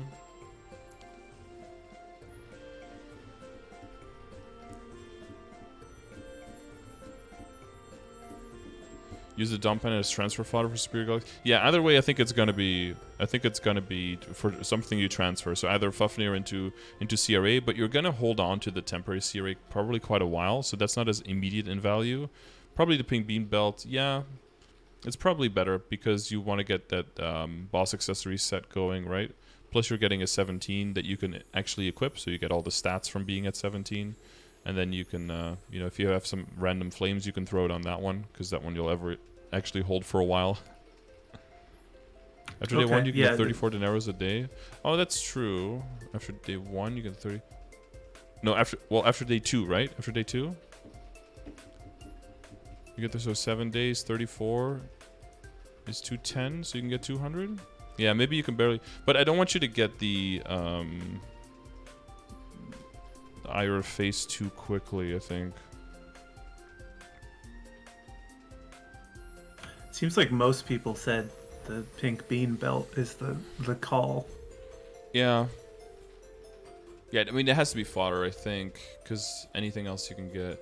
I mean, like, ideally, right, like, you unlock, if it's like an endgame person, right, like, you unlock Lotus and Damien, and then you start, like, getting carried in your guild. Like, day 1, you make sure you get to high enough level, right, to be able to get into a carry party. Like, on Wednesday, you get carried on hard on a hard Lotus, hard Damien, and then you, on the second day, Thursday, right, boss reset, you get carried again. You probably get an Ebzo drop, you throw it on that, right? Like, that's, like, the endgame answer, but you're not in that arena at all.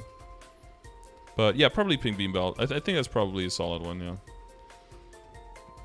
Okay.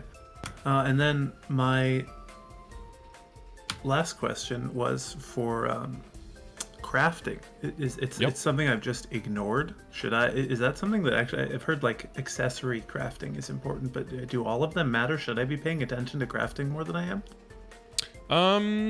They all have, like, value at certain points. Like, smithing is nice to make the shields, like second best in slot secondaries.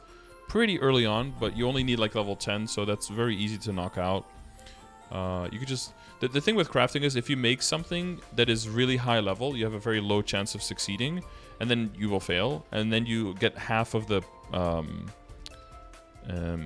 you still get half of the experience, even if you fail. You don't get 0. So what you basically do is you just brute force your way through. You just find very high level things to craft that cost very low amount of materials that's easy to access, and then you just brute force your levels, basically. So for smithing, that's super easy. You can find like high level diamond arrow crafting materials, just aquamarine and diamonds, just one. And in one day, you can just easily get level 7, I think, and on the second day, you get to level 10, and boom, you're done. And then you can start making your shields. Small caveat there, because if the recipe of the item is too many levels, is not enough levels below you, you actually lose chance of crafting or something. I think it's a remnant of like an old system where they didn't want like very low level characters to just be able to make like level 200 items very easily. Okay. So that's like a little bit remnant there. So always, but in the UI you can always see like what is the percentage chance to succeed. So make sure you get to that 100% chance to craft.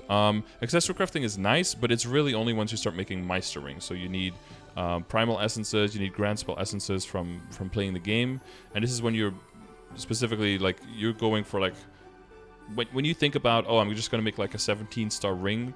Even like Meister Ring, you probably don't make a 17 star because you'll probably have some event rings at that time, and they're basically equivalent. So event rings are basically 17 star rings that you just get completely upgraded as 17, but they're locked at 17. That's how you want to see them, basically. So maybe even stronger than 17 a little bit. So a 17 star Meister Ring in itself typically doesn't really have a function unless we've gone like months without event rings having access to, right? So that's kind of how you want to see those. So basically you're going to be making them if you're trying to like start tapping up to like 21 and then transferring into the superior to try to get your superior stuff transfer hammered over like past 17 without risking booming them, basically. So this is very far out. All right, so it matters, just not for a while. Yeah, and you'll get time, and just like with with the star forcing and with the stuff, you'll get yourself time to build up materials. So just make sure you harvest all the flowers you see, all the big veins you see, and just keep those materials.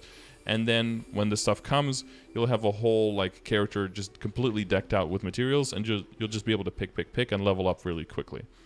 So yeah, as long as you're prepared for that, then you'll be able to capitalize on that. And alchemy is nice for extracting. So I probably level up alchemy early on if you can. Just to get like all of the little oils that you can get. Throw it on like a main character and just level up your alchemy by just making like random fucking potions. The only thing you definitely don't want to use in random alchemy stuff is juniper berry seed oils. Those are super important late game and end game. Those craft the wealth acquisition potions and the experience accumulation potions. Those are going to make sure that you can get the best meso rates in the game and that you can get a lot of EXP while training in the game. We're probably not going to be crafting them as much for EXP anymore because of the boss drop changes, but still for wealth, they're super important. So juniper berry seed oils, don't use on like random shit or to level up ever. Those are the ones you definitely want to hold on to. Okay. Yeah. But yeah, the other materials that you definitely want to hold on to, so is Grand Spell Essences, those black, kind of like rectangular looking shiny things. The Twisted Times, right? You might be tempted to NPC them because it's a decent value, but definitely make sure you hold on to a decent amount of them. And yeah, like Primal Essences. Basically any of those weird etc. items that you see that NPC for like kind of a higher amount than you're used to, probably just hold on to them. Yeah. But from now on, it's okay if you've gotten them. Like Pieces of Time, Rocks of Time, they have their use. They're not as important. If you've NPC'd a bunch of them, it's no big deal. But the further you go in the game, you'll get to the point where, yeah, if you NPC'd like all of those materials, I could get like a bill. But those things are actually worth more than a bill to me, you know? Because a Primal NPCs for 10 mil, but if I could buy Primals for 10 mil each, I'd be buying a whole bunch of them, you know? So you always want to look at like the inverse, if that makes sense. Okay, yeah, I've always been seeing those as just like, oh hell yeah, free money and selling them. Yeah, no, I get that. And I NPC'd my first 2 or 3 Primals as well. But, and I probably should NPC some now because I have like 140, so it's a little bit excessive. But now it's just fun to flex with. But it's, yeah, just think of the inverse, right? It's like, okay, is it cool to have 10 mil now? But like later, if you want to be able to make a ring and all you have to do is pay 10 mil and you can essentially just craft a ring at that in that moment, like a ring that could potentially be the one that you use or the one that transfers into the one that you use, then 10 mil is nothing.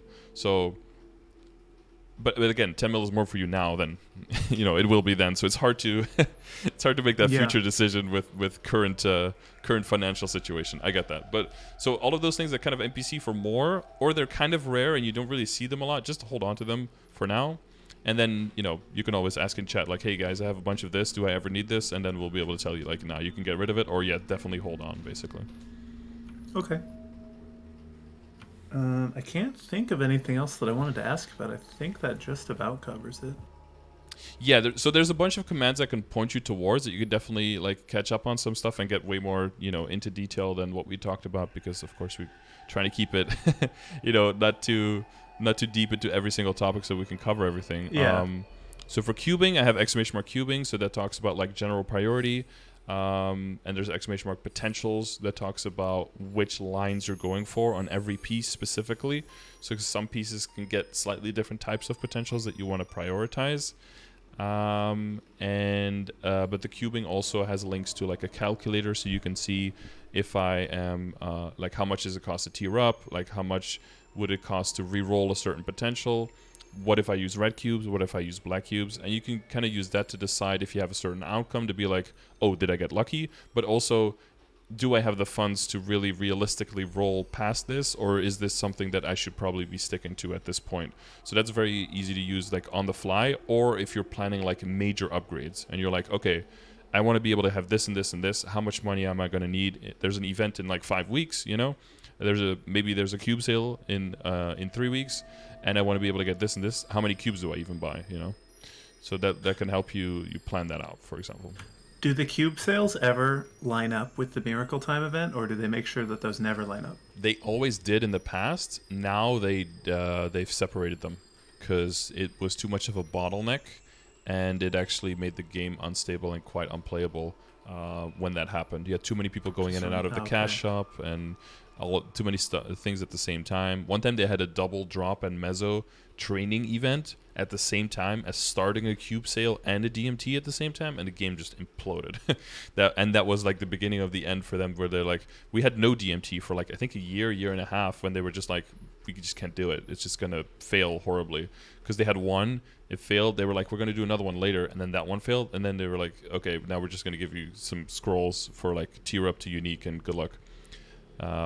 So now they're doing the thing where you have to log in, you get a coin, and then you go to the shop, and then you buy a ticket for a day with the coin, and then you double click the coupon, and then it locks in for that day, and then during the times on that day, then you get personal like DMT. So they spread it out over like 5 days, so that not everyone is like trying to get into the cash shop, trying to rush, and trying to do the same thing at the same time, basically.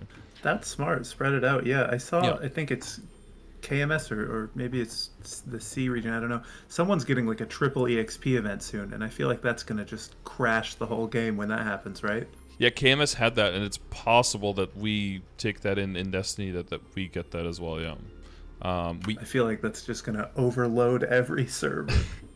There's going to be like certain areas, maps are going to be held like days in advance. There's going to be like schedules and spreadsheets of like who holds which map when, who's on standby in case anyone crashes ever, you know, that kind of thing. Yeah. Oh wow, people are gonna like pre-hold maps for 24 straight hours or whatever, just to probably more crazy. Than that. Yeah. Wow. The really Take prime shifts. maps that exactly. Yeah.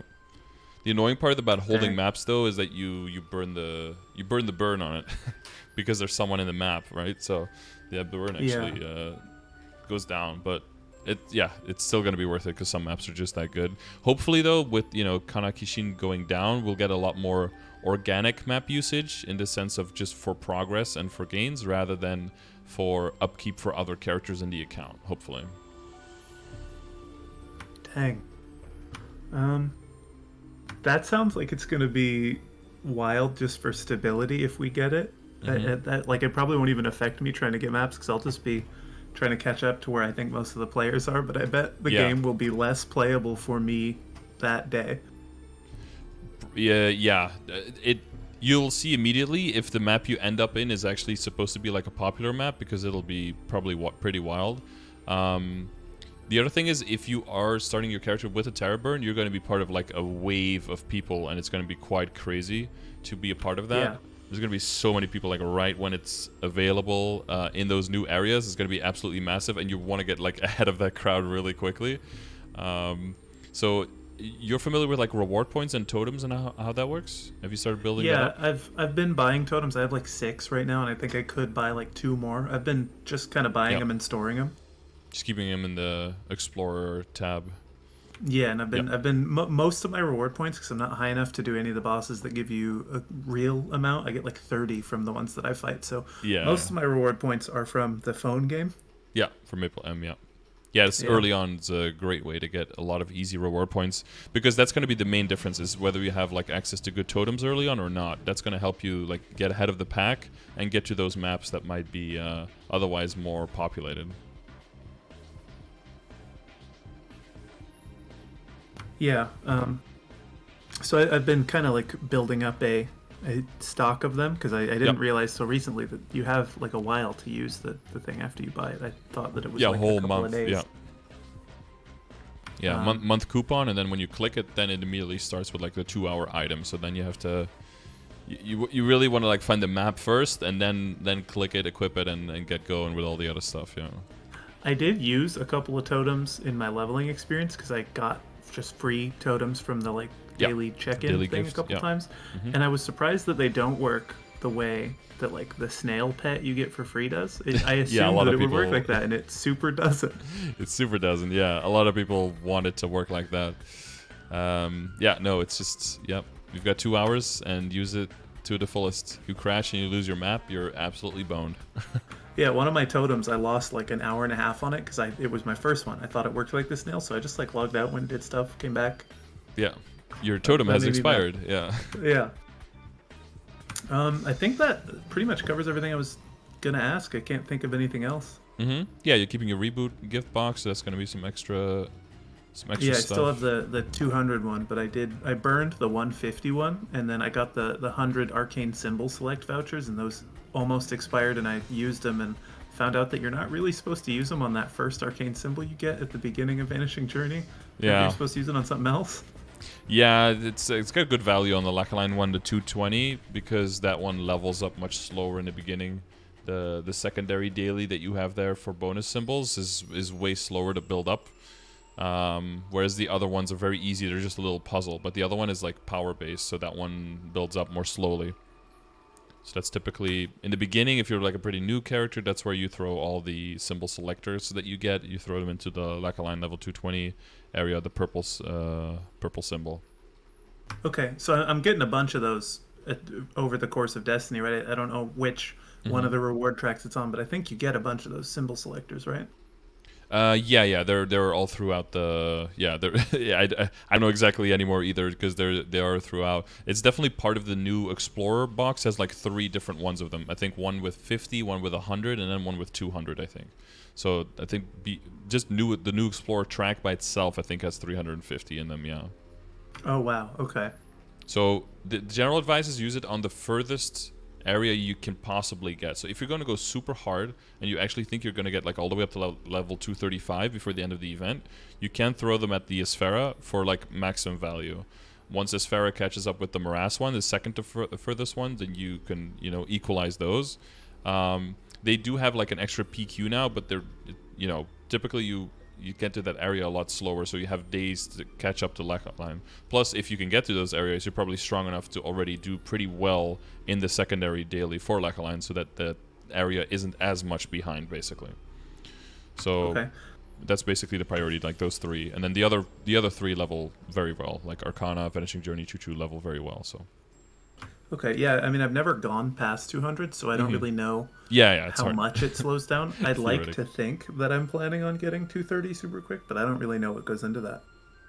Yeah, So I guess I'll just have to find out. Exactly, yeah. The nodes are going to help tremendously. If you level too quickly early on, you just won't be able to kill the monsters. If your nodes don't track and your symbols don't track, you're just going to get too much damage reduction. You're going to not have the damage buff of the nodes, and you're not going to have the damage reduction, or you're going to have the damage reduction by not meeting the arcane power requirements of the maps. And that's what's mostly going to happen with the very, very new people. So I would advise to see if you can find a guild, because that has an arcane power boost, so that's going to help you ride out that stat quite a bit. And especially for the hyperstats, look into the hyperstats and definitely put some points into arcane power as well early on, so you can maintain your momentum and leveling into the new areas. Is it common for events to work like Blooming Forest, where you have that skill tree and you can get arcane power from it, or is that like a very rare thing to get out of events? That's not part of Destiny, but that is pretty common. Yeah, that's usually at least like one a year that has something like that. Okay, because that really helped me with Vanishing Journey to just get, I think I have like 20 extra arcane power. Yep. Yeah, you just extra final damage. It makes all of your investments that you have where you get more, and you don't have to rely on the boost nodes, which you don't have that early on. And so once I have my character and I'm leveling it up and I'm getting the nodes, I'm assuming there's like class discords to find out what the nodes I want are, or like I'm so used to like, wow, there's like websites that have like very detailed breakdowns of what to go for, and MapleStory doesn't Yeah. seem to have as much of that. There's just a smaller community, so it takes a lot of time to make those things, and it's typically a little bit unrewarding because it just doesn't get used as much. So it's hard to find that. But I've got like commands for everything. Yeah, someone already put it in the chat. So that has like the boost nodes that you want on all the characters in the game, and it's also got a secondary link now of how the nodes are changing with Destiny for some classes, so they can already like future plan. Because again, with that as well, you're planning for the future, right? Like which skills are you going to be using eventually? So it has that as well. Pretty much if there's anything that you can think of where it's like, how does that work exactly? I probably have a command for it with information. So ask me at any time or ask someone in the chat and they'll probably be able to send you right towards the resource that you're looking for. Okay, awesome. Thank you so much. Yeah, no worries. But yeah, best of luck. It's going to be a whole stuff, but you've got yourself quite a nice legion that you've built up and a bet that you won. So you can... You can get a progression session and you can get a pet, so you're good on that at least in the beginning. That's always nice. Yeah. Get yourself a pet snack so you can equip up to 3 pets. Actually, yeah, I bought that pet bundle that you can only buy once per account, and it came with one. It's just sitting in a cache up inventory waiting for the main. Yeah, that's good. That's a good deal. That's actually probably one of the best deals I've ever seen in the cache up with how much value is in that. Yeah, you get like every pet skill and a pet and a biscuit for $5. It's for wild. $5. Yeah. That's the. If you're gonna buy anything from the cash app, that's the thing you want to buy. That's probably like $30 worth of value right there, or maybe like 20, 25. Yeah, it's a pretty good deal. But yeah, and these 16-cent boxes are kind of pay to win for Charm EXP. Yes, a little bit. Yeah, well, that's another way that you can get that charm up, but that's like a secondary side way. I have like I think almost 3,000 charm worth of cash shop stuff from those 16-cent boxes, just trying to get everything. Well, there you go. That's there's your. I don't really know how much slot. charm EXP you need to get the pocket item. I have no idea. Yeah, I don't know the number exactly off the top of my head. All I know is that level number 69 needs 1,337 because those numbers. That's incredible. There's some nerd somewhere in Nexon Korea who programmed that in, so just to make that fit. That's amazing. Oh, 11,000. 11,000. Okay. Oh, it was 11,000. Yeah, my bad. Apparently. Yeah. Okay, that's not that bad. All right, I think that just about covers everything. Thank you so much. This has been super useful. Well, you're very welcome. And there's probably some nuance for stuff that we missed, but again, if you find the commands or ask in chat, then we'll always be helpful people to be able to point you in the right direction. So hopefully you can find everything you need. And if there's something that you can find or something that you find that's outdated, let me know, and then I'll do my best to rework it or to send you in the right direction. The community for this game and also your chat is amazing. Just coming from other MMOs, I expect a certain level of toxicity that just doesn't seem to exist, at least from what I've seen. There is some of that, but I think, I don't know, I think that's normal for older games, right? You have like a jaded, like a group of people who's just kind of like stuck and kind of like rusted, and then they just take it out on everyone. I think that exists everywhere. It comes and goes, but I mean, I like to think that I do my best to create a welcoming community for like new people. I try to do my best. I can't speak for every single community within MapleStory. There's probably some super toxic ones that I don't know about. But I'd like to think in general people are very welcoming. And as like community, like content creators in general, going to be pretty welcoming, right? Because you want everyone to come in. Like if you're streaming League, you can be super toxic, and then you can find a little toxic people and be toxic together. But I guess if you're kind of starting out and you're trying to get an audience, it's probably better to be welcoming than to be a piece of shit. So I might be selecting a little bit for that. But yeah, I try to do my best to keep it. We could talk about anything, but we're forthcoming and respectful in it. So that's what I try to do with my community. That's what's up. Yeah. Right on, man. Well, I'll let you get back to the rest of your stream. Thanks so much for getting up early for this progression, man. No, we're good. We're good. Sorry for the slow start, but no, you're very welcome, and I wish you the best of luck on everything. Thanks. You have a great day. All right. Thank you. You too. Bye. All right. So it was another clean progression session right there. So for the people who did come back a few weeks ago and started working hard in their Legion, maybe not quite at 4K yet. He got 4K within his first month of playing, so that's quite a lot of grinding. Because he had a bet with a friend that helped to basically fund his account. That's one way to get your friend to play. Just make them a bet for like $50 that they can't get a certain thing. Get them to play so much that they can't quit anymore. Plus, they get a jump start in the game. You basically bought someone to play MapleStory with. There you go. That's a pro advice right there. But yeah, good stuff. Good progress and good start. And no huge mistakes made yet, so that's always cool. But yeah, if you need any advice, if you're looking for any of those things that I'm talking about, you can find all of this in the chat. We were talking about crit rate earlier, right? There's like a list of the crit rate resources. Very clean, beautiful resource here. This could be cleaned up maybe a little bit to look slightly more special. But all of these things can be found in my chat, over on twitch.tv/Scardor. I stream there every day, so drop by if you have any questions. If you like this video, I'm glad. Hopefully it was educational or entertaining while you were grinding on your totem or meso farming or whatever you're doing. If you would like one of these sessions, check the description of the video. And if you'd like to win a free session, make sure you leave a comment on the YouTube video saying that you would like to win. Please include your Discord name so I can contact you. I will be contacting shortly the people who won in May, so stay tuned for that.